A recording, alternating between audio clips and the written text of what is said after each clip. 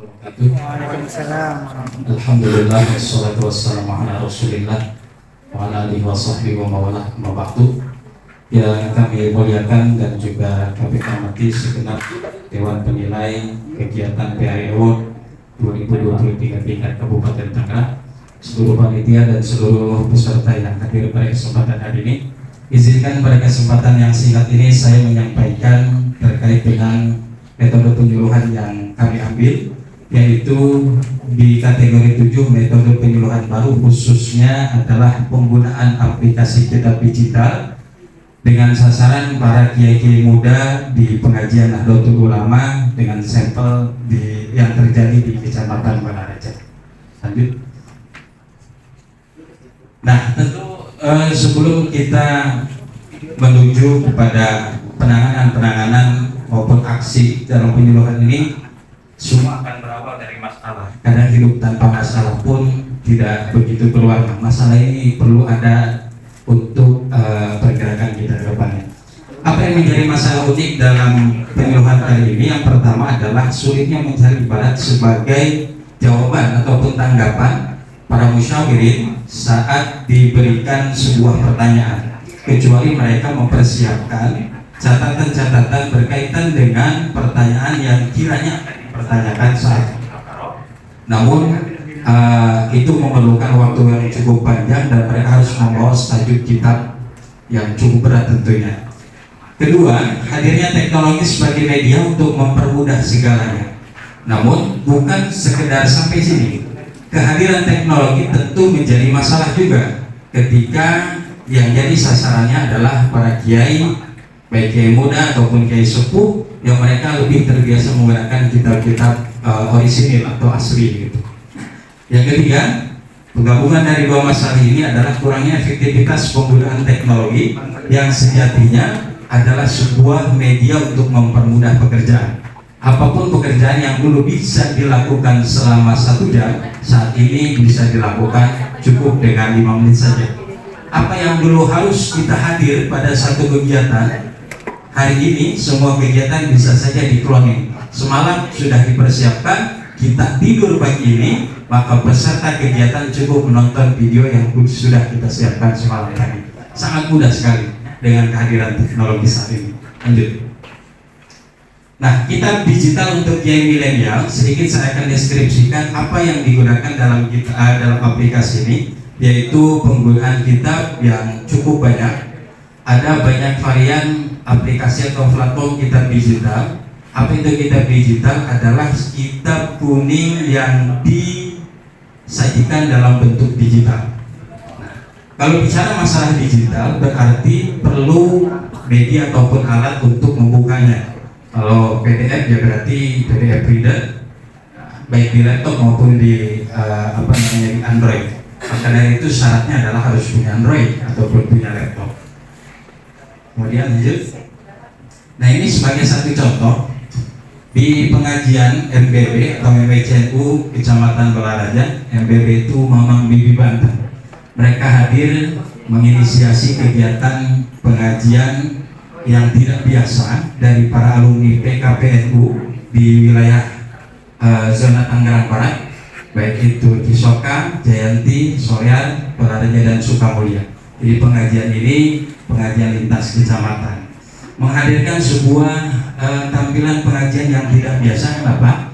Karena kalau kita lihat beberapa pengajian, seorang kiai menjelaskan sementara yang hadir cukup menyimak ataupun mencatat. Tapi tidak dengan pengajian NU di zona barat ini. Apa yang unik dari pengajian tersebut adalah memberikan satu porsi yang sama, baik itu porsi memberikan jawaban, tanggapan, ataupun lain sebagainya kepada semua musyawirin, orang-orang yang bermusyawarah pada malam hari itu. Berawal dan dari titik satu permasalahan kitab yang dipakai dari 4 pilihan kitab, biasanya yang digunakan adalah kitab Fathul Mu'in.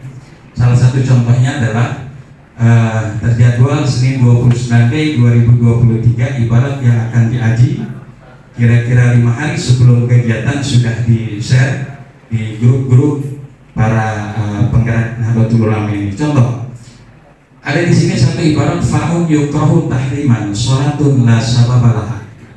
Maka dari satu potongan ibarat itu dari sekian yang ada tidak semuanya dibahas, tetapi hal unik apa yang kira-kira bisa dihadirkan untuk didiskusikan, dilihat dari sudut pandang yang lebih dalam.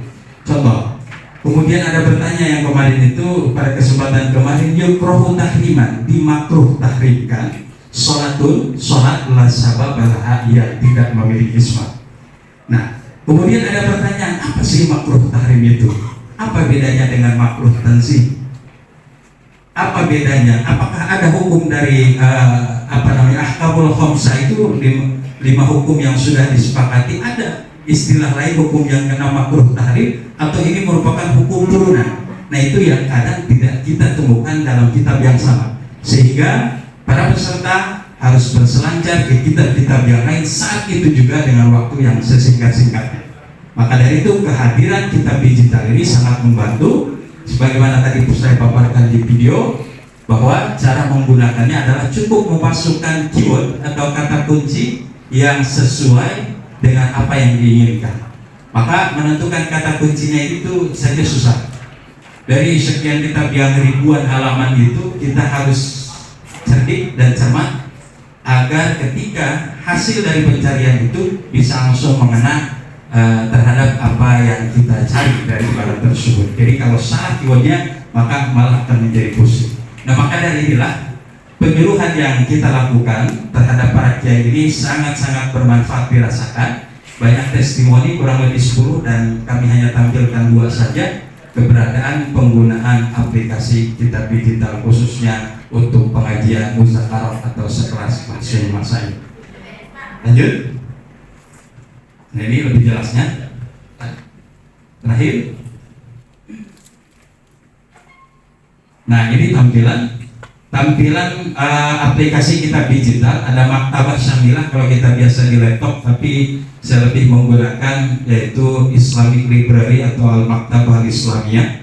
Nah, tampilan di sebelah kanan ada di situ profil produknya. Kemudian yang kedua, kitab tersebut disusun berdasarkan disiplin-disiplin ilmunya. Misalkan tafsir ada kurang lebih berapa itu? Ada 3 kitab di situ. Isinya lebih lagi bercabang dan lain sebagainya. Bahkan setiap kategori itu lebih daripada 100 bahkan 200 kitab. Namun kita harus pilih sebagai kalangan Ahlus Sunnah wal Jamaah bahwa aplikasi ini tidak semuanya kitabnya berhaluan yang sama. Banyak kitab-kitab, contoh misalkan di situ ada kitab Albani, kitab-kitabnya orang Salafi Wahabi, yang kadang memang kalau kita baca sebagai bahan wawasan silakan, namun ini cukup membahayakan bagi orang awam. Kita harus bisa menseleksinya. Demikian yang dapat saya sampaikan pada kesempatan ini. Mohon maaf atas segala kekurangan. Selebihnya kami mohon maaf.